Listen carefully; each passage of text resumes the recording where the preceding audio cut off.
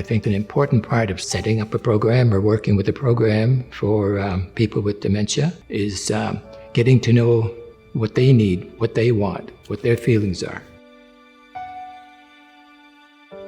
and see them as they are rather than as you think they should be. If this was their first time, keeping it simple is a good way to go first. Again, starting with the basics is something they're able to do. And I mean, assessing them how we would assess anybody else in terms of their physical ability and building onto that and asking them and challenging them in maybe a way that they weren't anticipating.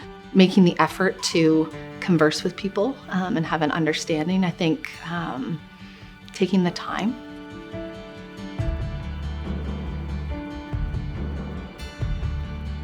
People with dementia can really benefit from visual learning. So if you're doing the exercise with them, they're much more likely to be able to mimic that action.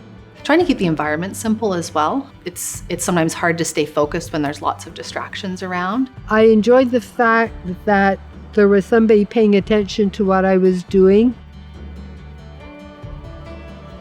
Just the fact that I knew that I couldn't do anything wrong for very long because somebody would come and help me fix it. Through my experience, it's definitely very individual. I think just being aware of how they're reacting to you, being patient with them, because some days are good and some days are bad.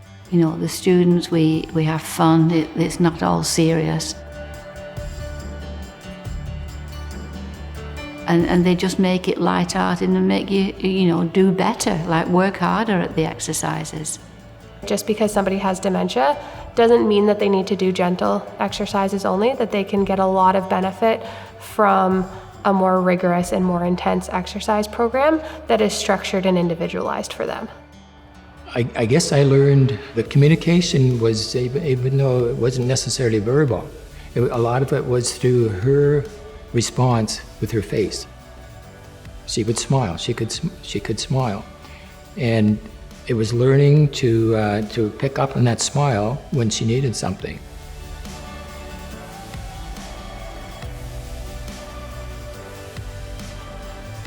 I think people have a lot of fear associated with cognitive impairment, and there's really no need for that. These individuals are just like the rest of us. Maybe they need a little bit more time to do something, or you need to explain something in a different manner. But the reality is that those people are just responding to something that may be taking place. And if we take the time to look at the surroundings and look at the issues that's going on, then we can maybe find the source of what's bothering them and intervene before any kind of reaction might take place. We talk about transportation for them getting here, whether it's a family member or Wheel-Trans or some kind of accessibility service that has to be part of their life. Well, one person in particular calls me at 8:15 in the morning on the days when we're going and reminds me that she's going to be at my door at 10:30 to pick me up to drive me. So that's been wonderful.